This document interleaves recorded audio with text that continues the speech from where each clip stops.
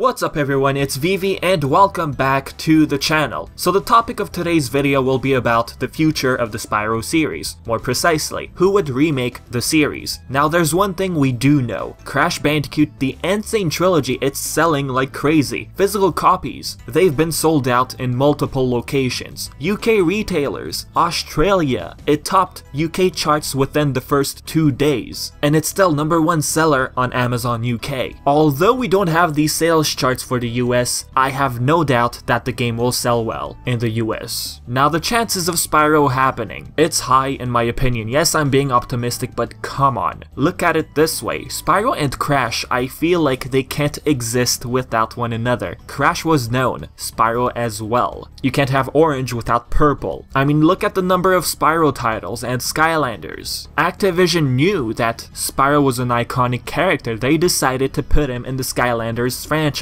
You know, to simply promote the series even better. Although many didn't like what they did to Spyro and Skylanders, the series Skylanders, it still managed to sell well, considering the number of titles that got released starting in 2011. If a Spyro remake is going to happen, when can we expect a teaser? If a team is already working on it secretly, perhaps PSX 2017. If not, I think E3 2018 might be it. And why? Because the series' 20th anniversary is in 2018. Look at how they announced Crash for its 20th anniversary at E3 2016. I'm kinda expecting the same thing to happen, but who knows, maybe for the anniversary in September, maybe they might release a demo, but a demo would mean that the game is already in production. So because of that, I feel like just an announcement sounds more likely, like at E3 2018 at least. Hey, maybe they might announce it at PSX, but 2018, you know, it's its 20th anniversary, just to make it a bit more special, I guess. And if Sean Layden comes up on stage wearing a Spyro t-shirt, I think everyone's gonna lose it. At that point, people will be like, okay, they're definitely going to work on a Spyro remake, come on. Same thing happened with Crash in the past. All those pictures, those teasers, that Crash t-shirt, at this point, people are quickly gonna jump to the conclusion that Spyro is going to get the same treatment. Now, before I move on, why did I even mention the idea of a demo? Crash Bandicoot didn't have a demo.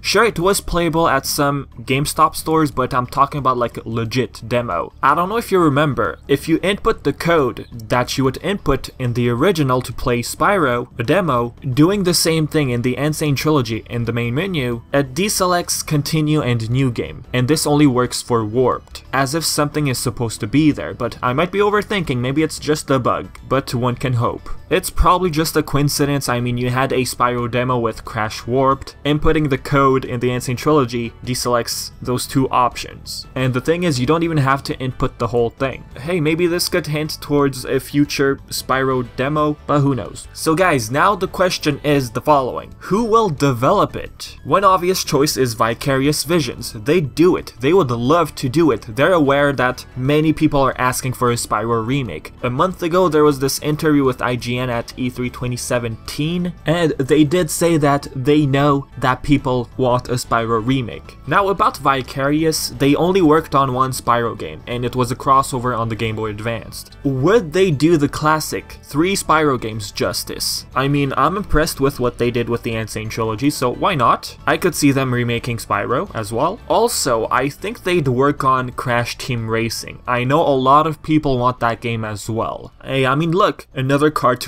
racer instead of Mario? I'd be down for that. But which one would Activision prefer? Which one would be their first choice? I'd lean more towards Spyro. Many bought Skylanders due to Spyro alone. Activision knows that Spyro is an iconic character. It's gonna capture attention. I mean look, like I said before, Skylanders released every single year starting 2011, but there will not be a new Skylanders in 2017. So maybe Activision, in the back of their minds, they're thinking of doing something different, aka a remake. Crash Bandicoot was a beloved classic, it's selling like crazy. Spyro was a beloved classic as well, so what's Activision waiting for? If it weren't for Vicarious, who would step in? The original team, Insomniac Games. They're the ones who made those 3 classic games. Why not simply have them do it? First question is, are they even interested? We can say they are. Back in 2014, yes, this is a while back, just to give you an idea, Ted Price, CEO of Insomniac Games, said they'd love to work on it if the opportunity was there. On July 8th, 2017, here's what IG said. A question was asked. The success of the Crash remaster by Naughty Dog got me thinking. A remaster of Spyro Year of the Dragon would be awesome. Now, Crash was remade by Vicarious, small correction. Insomniac Games replied, that's up to Activision. And like Naughty Dog didn't do the Crash port, we probably wouldn't do Spyro ourselves. Now I want to point out something. Insomniac Games mentioned Naughty Dog. Naughty Dog is a Sony-owned studio. Sony has no rights to Crash. Activision has those rights. Would Activision even let Naughty Dog, a Sony-owned studio, handle Crash? I just don't see it. They would rather give Crash to a team they know. A team who worked on Skylanders, for example, and that's Vicarious. Now Activision owns Spyro. Insomniac Games is an independent studio. For example, they made Sunset Overdrive for Xbox. Microsoft. Would they remake Spyro for Activision, another publisher? Yes. But at the moment, like Insomniac Games said, they're busy. Sure, they have several teams, VR, Spider-Man, Ratchet Clank, but at the moment, judging by their tweet, it seems the majority of the team, they're busy, at least on Spider-Man. But part of me thinks that a small team somewhere is thinking of the next Ratchet Clank game. I mean, their latest game on the PS4 sold well. It's the best seller since A Crack in Time. And as for Spider-Man, it's planned to get released in 2018. And according to Sean Layden, president of Sony Interactive Entertainment America, all games with the release date 2018 will be released in the first half of the year. Careful now, I'm talking about the games that were announced at E3 2017. If true, I mean this is coming from a president of the company, Activision might approach Insomniac Games. And instead of Vicarious working on a Spyro remake, they'd work on Crash Team Racing, for example.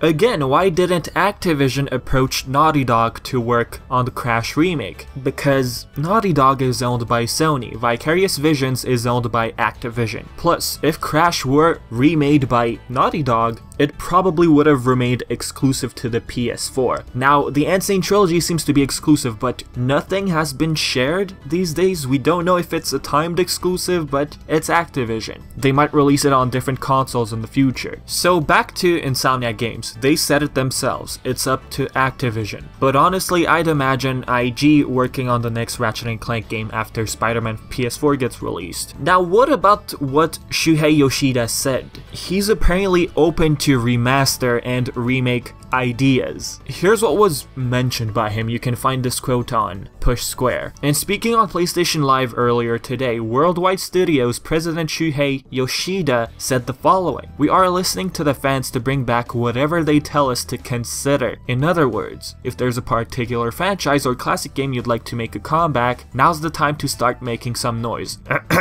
Wait, Sony? Worldwide Studios open for remake ideas? What? Is Spyro confirmed? No. Remember, Sony doesn't own Spyro. Activision ultimately makes the decision. They own the rights. They own the IP. But still, what if Sony approaches Activision and tells them, hey, we're open to a Spyro remake, why not make a deal like Crash Bandicoot N Sane Trilogy? You never know. Next, what about the first 4 figures? The classic Spyro figure, which looks absolutely beautiful. 15 inches, polystone, light-up display, comes with 5 gems, a backdrop, and is hand-painted if I'm not mistaken. Comparing this to the Crash figure, there's a very huge difference in price. It has to do with the quality. It went from PVC to polystone. The fact that Activision said yes to first 4 figures to make a classic Spyro figure, it shows that Activision still has a heart. Okay, maybe not with the design, but I'm just saying. And this figure, it has limited quantities. I honestly don't think the sales will do anything when it comes to like convincing or anything like that. If we want to talk about convincing, the Insane Trilogy, it's selling like hotcakes. I think that's enough to prove a point. And for those of you wondering, both the exclusive and the regular version cost $325 US. So if I convert that to Canadian dollars, that comes up to $400. That's even without shipping. So no, it's not cheap.